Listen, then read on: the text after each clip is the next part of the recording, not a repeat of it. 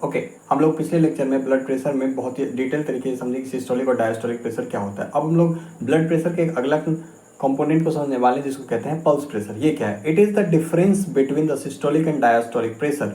Okay, तो ये pulse pressure है क्या? तो पल्स प्रेशर के बारे में बहुत ही बेसिक चीज़ लिखी हुई है कि ये डिफरेंस है सिस्टोलिक और डायस्टोलिक प्रेशर का। अब हम लोग पिछले लेक्चर को याद करें तो उसमें सिस्टोलिक प्रेशर क्या था 120 और डायस्टोलिक प्रेशर क्या था 80। अब डिफरेंस है यानी इस दोनों में से सब्सट्रैक्शन हम लोग कर रहे हैं। तो सब्सट्रैक्ट करने के बाद ये आता है 40 mm ऑफ Hg, यानी पल्स प्रेशर उस हेल्दी पर्सन का जिस पर्सन का सिस्टोलिक प्रेशर 120 होगा और डायस्टोलिक प्रेशर 80 होगा, उस पर्सन का pulse pressure 40 mm of Hg होगा। ये पल्स प्रेशर कैसे निकले ये तो हम लोग समझ गए। अब हम लोग को समझना है कि पल्स प्रेशर को स्टडी करना जरूरी ही क्यों है। पल्स प्रेशर के ऐसा क्या रोल होता है, क्योंकि अब हम लोग ब्लड प्रेशर की जब बात करते हैं तो इन जनरल जब हम लोग डे टू डे लाइफ में ब्लड प्रेशर कैलकुलेट कर रहे होते हैं या ब्लड प्रेशर मेजरमेंट ले रहे होते हैं, उस वक्त हम लोग सिस्टोलिक बाय डायस्टोलिक प्रेशर कर लेते हैं। यही हम लोग पल्स प्रेशर तो नहीं मेजर कर रहे थे। तो पल्स प्रेशर का रोल कहाँ होता है, यानी पल्स प्रेशर को कब हम यूज कर रहे होते हैं। ये are some scenario where pulse pressure is use, यानी कुछ ऐसे कंडीशन है जहाँ पे हम लोग पल्स प्रेशर को यूज कर रहे होते हैं। एथेरोस्क्लेरोसिस वाले कंडीशन में भी पल्स प्रेशर को यूज करते हैं, उसको समझने के लिए कैसे। तो atherosclerosis a high pulse pressure can be a sign of atherosclerosis, a condition where plaque build up in the arteries. Okay, तो होता क्या है कि एथेरोस्क्लेरोसिस वाले कंडीशन में हाई पल्स प्रेशर होता है, यानी जहाँ पे हाई पल्स प्रेशर है तो वहाँ पे हम लोग ये कह सकते हैं कि ये कंडीशन एथेरोस्क्लेरोसिस का हो सकता है। एथेरोस्क्लेरोसिस होता क्या है? A condition where plaque buildups in the artery. इसको थोड़ा सा और अच्छे तरीके से हम समझें, ये एथेरोस्क्लेरोसिस होता क्या है। अब हम लोग जाहिर सी बात है कि एथेरोस्क्लेरोसिस में कहा जा रहा है कि it is the buildup of fats, cholesterol and other substances in an artery wall. यहाँ हम लोग इस इमेज को देखें तो लोगों को बहुत अच्छे तरीके से दिख रहा है। यहाँ पे ये ब्लड वेसल्स हैं, यहाँ पे ये ब्लड वेसल्स है और यहाँ पे इसके बीच से ब्लड फ्लो कर रहा है ना, ब्लड फ्लो कर रहा है। लेकिन क्या हो रहा है कि उस ब्लड फ्लो में और इस ब्लड वेसल्स के बीच में यहाँ पे कुछ चीज़ों का बिल्डअप हो रहा है। ये बिल्डअप क्या है? इस बिल्डअप की वजह से एक और चीज़ दिख रहा है हम लोगों को कि ये ब्लड वेसल्स का जो डायमीटर है, ये ब्लड वेसल्स का डायमीटर कम हो रहा है। यानी ये बिल्डअप किन चीज़ों का है? तो यहाँ पे ये बिल्डअप है फैट्स का, कोलेस्ट्रॉल का, अदर सब्सटेंसेस का, जिससे वजह से क्या होता है कि आर्टरीज का जो वॉल है ये क्या हो जाता है, छोटा हो जाता है। यानी आर्टरी का वॉल एक्चुअली यहाँ पे बिल्डअप होने की वजह से एक्चुअली वहाँ पे जो होता है वेसल्स का डायमीटर छोटा हो जाता है, जिसकी वजह से यहाँ पे क्या होता है, प्रेशर बढ़ जाता है। अब इस प्रेशर जो बढ़ रहा है ये हम लोगों को कहाँ रिफ्लेक्ट होगा? पल्स प्रेशर में। पल्स प्रेशर में this plaque can cause arteries to narrow, blocking blood flow. अब इसकी वजह से जाहिर सी बात है कि अब ये नैरोइंग अगर ये डेवलप होता रहा तो एक टाइम पे ब्लॉक भी हो सकता है, तो ये ब्लॉक कर सकता है ब्लड फ्लो को। This plaque can also burst leading to blood clot. अब इंटरनली यहाँ पे ये बस्ट कर जाए तो यहाँ पे ब्लड क्लॉट, फिर अदर कॉम्प्लिकेशंस भी यहाँ पे स्टार्ट करवा सकती है। यानी एथेरोस्क्लेरोसिस को हम बहुत अच्छे तरीके से समझ लिए। अब यहाँ पे होता क्या है कि एथेरोस्क्लेरोसिस के कंडीशन में भी हम लोग पल्स प्रेशर का यूज करते हैं। दूसरा क्या है? Hypertension. While both systolic and diastolic blood pressure are important, a high pulse pressure can be more sensitive indicator of arterial stiffness and cardiovascular risk. Hypertension वाले कंडीशन में भी क्या होता है कि both systolic and diastolic pressure are important. ठीक है, hypertension का कंडीशन है तो हम लोग जाहिर सी बात है कि ब्लड प्रेशर मेजरमेंट लेते हैं, और वहाँ पे जो होता है कि सिस्टोलिक बाय डायस्टोलिक लेते हैं वो इंपॉर्टेंट है। लेकिन क्या है, अ high pulse pressure can more sensitive indicator of arterial stiffness and cardiovascular risk. अब आर्टेरियल स्टिफनेस क्या है? अब जाहिर सी बात है कि जब हम लोग ब्लड प्रेशर की बात कर रहे हैं तो ब्लड वेसल्स यानी आर्टरीज की बात कर रहे हैं। अब आर्टरीज में क्या होता है कि यहाँ पे ये आर्टरीज जो है, ठीक है, तो यहाँ पे होता है कि ये थोड़े से क्या होते हैं, फ्लेक्सिबल होते हैं। इनमें क्या होता है, फ्लेक्सिबिलिटी होती है। इस फ्लेक्सिबिलिटी की वजह से क्या होता है कि वैसो कॉन्स्ट्रिक्शन, वैसो डायलेशन, ये सारे प्रोसेस बहुत अच्छे तरीके से होते हैं। लेकिन क्या है कि जब हाई पल्स प्रेशर होगा तो एक सेंसिटिव इंडिकेटर किन चीज़ों का है, आर्टेरियल स्टिफनेस, यानी ये फ्लेक्सिबिलिटी डिक्रीज कर रहा होगा किसी रीजन से, एंड अ कार्डियोवैस्कुलर रिस्क, कोई कार्डियोवैस्कुलर रिस्क भी यहाँ पे रिस्क होगा, जिसके वजह से भी ये सारी चीज़ें यहाँ पे आ गई है। तो वहाँ पे भी हम लोग पल्स प्रेशर को यूज़ कर रहे होते हैं। पल्स प्रेशर का यूज़ हम लोग किडनी डिजीज में करते हैं। कब? Elevated pulse pressure can strain the kidneys and increase the risk of kidney disease. जब क्या है कि जब पल्स प्रेशर बढ़ जाएगा तो वहाँ पे क्या होगा, अब जाहिर सी बात है ब्लड फ्लो है, आर्टेरियल सप्लाई तो किडनी में भी होता है, अब वहाँ पे अगर प्रेशर बढ़ा रहेगा तो वो किडनी पे भी तो इम्पैक्ट डालेगा। अब वो किडनी पे इम्पैक्ट डालेगा तो वो डैमेज भी करेगा। तो किडनी डिजीज में भी हम लोग पल्स प्रेशर नोटिस करते हैं। स्ट्रोक रिस्क, ये क्या है? Study have shown that a high pulse pressure is associated with an increase risk of stroke. अब जहाँ पे हम लोग, ये स्टडी हम लोग को बताती है, यानी एक रिसर्च हुआ और उसमें ये हम लोग को पता चलता है कि पल्स प्रेशर अगर बढ़ा हुआ है तो वो रिस्क बढ़ा देता है किन चीज़ों का? स्ट्रोक का रिस्क बढ़ा देता है, यानी स्ट्रोक के रिस्क को बढ़ा देता है increased pulse pressure. However, it is important to note that pulse pressure is just one factor among many that are considered in diagnostic diseases। ठीक है, तो अब कोई भी डिजीज को डायग्नोस कर रहे हैं तो उस वक्त हम लोग पल्स प्रेशर को एक एज अ इंस्ट्रूमेंट यूज कर रहे होंगे, एक एज अ पैरामीटर यूज कर रहे होंगे।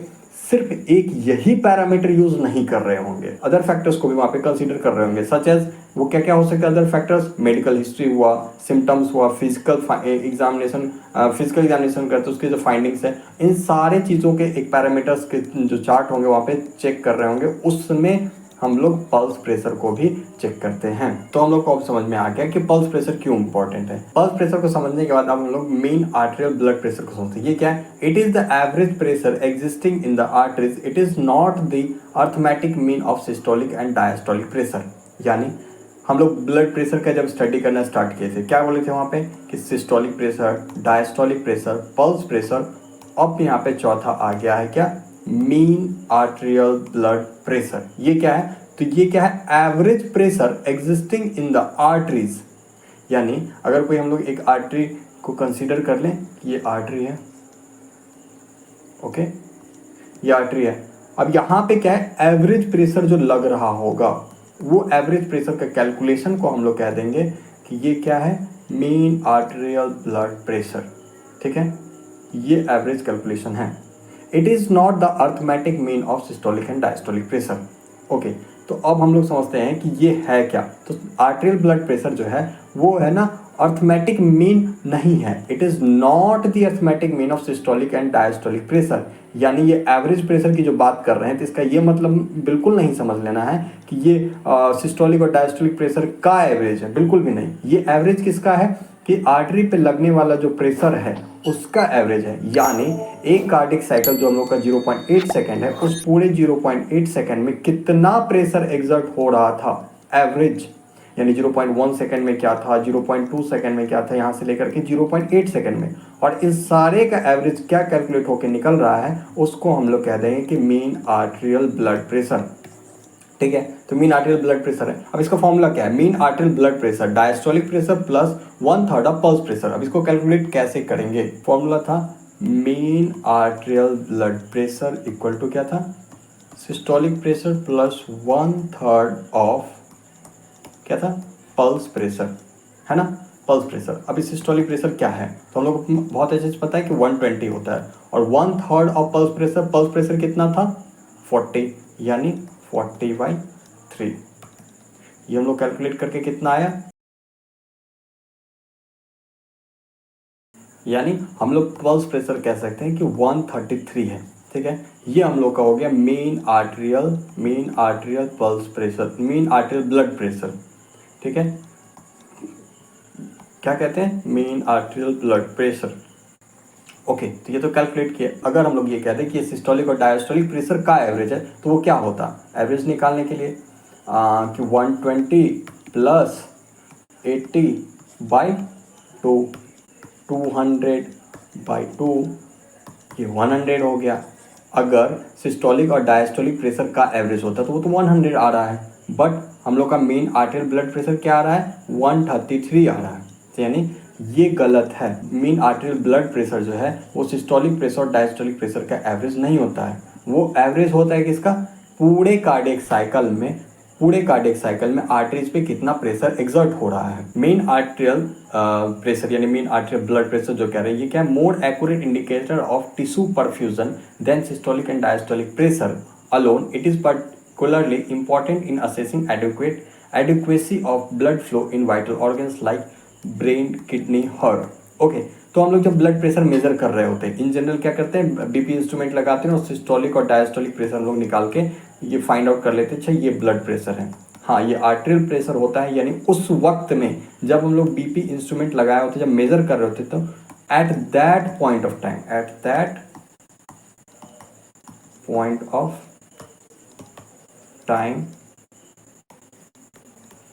जो प्रेशर होगा, हम लोग उस प्रेशर की बात कर रहे होते हैं, ठीक है, जो प्रेशर होगा उस प्रेशर की बात कर रहे होते हैं। लेकिन क्या है कि मीन आर्टेरियल प्रेशर हम लोग को बता देता है क्या, कि पूरे कार्डियक साइकिल में, पूरे कार्डियक साइकिल यानी 0.8 सेकंड का जो कार्डियक साइकिल है, उस पूरे कार्डियक साइकिल में आर्टरीज पे लगने वाला प्रेशर क्या है।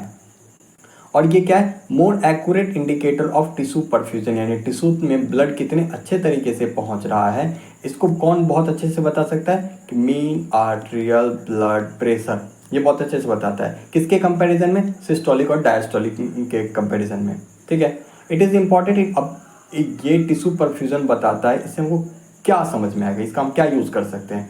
तो ये यूज़ आता है इन assessing the adequacy of blood flow into vital organs like brain, kidneys, heart. अब कोई क्लिनिकल इमरजेंसी कंडीशन है, जिस वक्त हमको ये कैलकुलेट करके बहुत अच्छे तरीके से फाइंड आउट करके रखना है कि ब्रेन में, किडनी में, या फिर जितने भी वाइटल ऑर्गन्स हैं वहाँ तक ब्लड अच्छे से पहुँच रहा है या नहीं। अगर वो रिक्वायरमेंट है तो उस वक्त हम लोग सिस्टोलिक और डायस्टोलिक प्रेशर नहीं निकालने बैठ जाएंगे। उस वक्त में हमको निकालना होगा क्या, मीन आर्टेरियल ब्लड प्रेशर। अब ये निकालने के लिए जो भी रिक्वायरमेंट होगी उसको हम फुलफिल कर रहे होंगे, ठीक है। तो मीन आर्टेरियल ब्लड प्रेशर जो कब कब यूज करते हैं, तो mean arterial pressure is use to diagnose and assess various diseases and abnormalities. क्या क्या है कि डायग्नोज करने में या फिर असेसमेंट करने में, उसके एबनॉर्मलिटीज वो सारी चीज़ों करने में हम लोग मीन आर्टेरियल प्रेशर का यूज़ करते हैं। फॉर एग्जाम्पल हाइपोटेंशन के कंडीशन में हम लोग यूज़ करते हैं। क्यों, low blood pressure can lead to inadequate tissue perfusion. जाहिर सी बात है, हम लोग क्या पढ़े कि ये एक्यूरेट है, एक्यूरेट इंडिकेटर है, ओके। इसको अच्छे तरीके से हम लोग समझ लेते हैं। ये क्या है, एक्यूरेट इंडिकेटर है, किसका, टिश्यू परफ्यूजन का, है ना, एक्यूरेट इंडिकेटर है, ओके। तो हाइपोटेंशन वाले कंडीशन में क्या होगा कि जब ब्लड प्रेशर कम होगा, जिसकी वजह से क्या होगा, इनएडिक्वेट टिश्यू परफ्यूजन, यानी टिश्यू तक ब्लड का फ्लो कम हो जाएगा। Can be a sign of underlying medical condition such as dehydration, bleeding and heart failure. Hypotension के कंडीशन में क्या होगा, इनएडिक्वेट टिश्यू परफ्यूजन होगा, जो हम लोग कहाँ से पता चल जाएगा, मीन आर्टेरियल ब्लड प्रेशर से। अब ये क्यों हुआ, तो हो सकता है उसके अलग अलग कारण हो। फॉर एग्जाम्पल की मेडिकल कंडीशन, जैसे क्या, डिहाइड्रेशन के कंडीशन में, ब्लीडिंग के कंडीशन में, हार्ट फेलियर में, उस वक्त बॉडी हाइपोटेंशन में अगर गया है, हाइपोटेंशन में गया है, यहाँ से हम लोग ये इंडिकेट करके पता कर लेंगे कि टिश्यू परफ्यूजन कम हो या ज़्यादा हो। अगर वो कम हो रहा है, फिर उसके लिए जो भी रिक्वायर्ड मेजर्स होंगे वो उसको लिया जाएगा। हाइपरटेंशन वाले कंडीशन में यहाँ क्यों, high blood pressure is a major risk factor of heart disease, stroke, kidney disease, ठीक है। तो हाइपरटेंशन एक मेजर रिस्क फैक्टर किस किस चीज़ों का है, हार्ट डिजीज का, स्ट्रोक का, किडनी डिजीज का। और क्या है, mean arterial pressure is a valuable tool for assessing severity of hypertension and monitoring its response to treatment. अब मीन आर्टेरियल प्रेशर, चाहे बार बार रिपीट कर रहे हैं कि सिस्टोलिक और डायस्टोलिक प्रेशर किसी स्पेसिफिक टाइम में, उस स्पेसिफिक टाइम में बता देता है कि वो प्रेशर क्या है। अब हम लोग को चाहिए कि पूरे कार्डियक साइकिल में हमको पता चले कि वो प्रेशर क्या है, तो उस वक्त हम लोग मीन आर्टेरियल प्रेशर यूज करते हैं। हाइपरटेंशन के कंडीशन हम लोग कितना खतरनाक है कि ये हार्ट डिजीज में, स्ट्रोक में, किडनी डिजीज में, इन सारे कंडीशंस का ये रिस्क फैक्टर है क्या, हाइपरटेंशन। लेकिन मीन आर्टेरियल प्रेशर का हम लोग यूज़ कर लेते हैं, जिससे हम लोग को ये पता चलता है कि जो हम हाइपरटेंशन का ट्रीटमेंट कर रहे हैं, उसको मॉनिटरिंग कर रहे हैं, जो भी ट्रीटमेंट में, मॉनिटरिंग में, तो वो बहुत ही अच्छे तरीके से हेल्प करता है मीन आर्टेरियल प्रेशर इन सारी चीज़ों को करने में, चाहे वो मॉनिटर करना हो या ट्रीटमेंट का रिस्पॉन्स हो। कि अब ड्रग्स चल रहा है हाइपरटेंशन का, तो ड्रग्स का कितने अच्छे तरीके से रिस्पॉन्स है, वो रिस्पॉन्स हम लोग कहाँ से अच्छे से पता चल जाएगा, या मीन आर्टेरियल प्रेशर से। In shock body's blood pressure drop significantly leading to inadequate tissue perfusion. Mean arterial pressure is a key parameter to assess severity of shock and guide treatment. Okay, shock क्या है, shock एक ऐसा condition जहाँ पे brain तक इनएडिक्वेट blood supply हो, यानी brain में अच्छे से ब्लड नहीं पहुंच सके, तो उसमें फिर वो शॉक में जा सकता है। उसका फिर अलग अलग साइन एंड सिम्टम्स फिर आते हैं, है ना। तो अब शॉक क्या है कि the bodies blood pressure drop significantly. Shock में क्या होता है कि बॉडी का ब्लड प्रेशर सिग्निफिकेंटली बहुत अच्छे लेवल से वो ड्रॉप कर जाता है, नहीं कम हो जाता है, जिसकी वजह से क्या होता है, इनएडिक्वेट टिश्यू परफ्यूजन होता है, यानी वो एडिक्वेटली जो टिश्यू परफ्यूजन होना चाहिए वो नहीं होता है। अब ये कहाँ से हम लोगों को पता चलेगा, तो mean arterial pressure is a key parameter to assess severity of shock. अब मेन आर्टेरियल प्रेशर हम लोग को अच्छे तरीके से बता देगा कि सीवियरिटी शॉक कितना खतरनाक है, यानी वो डेंजर का लेवल कितना है, एक ट्रीटमेंट किस लेवल का किया जाए, उस डेंजरस लेवल से हम लोग को आइडिया लग सकता है अच्छा इसका ट्रीटमेंट इतने इस तरीके से किया जाए, यानी वो ट्रीटमेंट के डायरेक्शन को भी बता सकता है कि हमको कैसे करना है। एथेरोस्क्लेरोसिस एक ऐसा कंडीशन जहाँ पे प्लेग का बिल्डअप होता है और आर्टरीज नैरो होते हैं, जिसकी वजह से क्या होता है ब्लड प्रेशर बढ़ जाता है and a higher mean arterial pressure. अब क्या है कि एथेरोस्क्लेरोसिस क्या है कि इसको चेक करने के अलग अलग पैरामीटर्स हैं, है ना। अलग अलग पैरामीटर्स में से एक पैरामीटर्स हम लोग मीन आर्टेरियल प्रेशर भी रखते हैं, जहाँ पे अगर हम लोग ये बढ़ा हुआ है तो हम लोग ये कह सकते हैं कि रिस्क है कि वहाँ पे एथेरोस्क्लेरोसिस हो रहा होगा। Kidney disease, chronic kidney disease can affect blood pressure regulation and lead to higher mean arterial pressure। chronic kidney disease में क्या होगा कि ये ब्लड प्रेशर रेगुलेशन में इम्पैक्ट डालेगा और जिसके वजह से क्या होगा कि मीन आर्टेरियल प्रेशर जो है सिग्निफिकेंटली इंक्रीज कर जाएगा। Mean arterial pressure is a valuable diagnostic tool for assessing cardiovascular health and identify potential underlying condition. It is particularly important in critical settings for monitoring patients and conditions such as hypertension, hypotension, shock। यानी इन सारे conditions में mean arterial pressure को use करते हैं। ये काफ़ी reliable tool है जिसका हम लोग यूज करके हम लोग ये आइडेंटिफाई कर सकते हैं कि सीवियरिटी क्या है, ये टिश्यू परफ्यूजन किस लेवल का हो रहा है ना।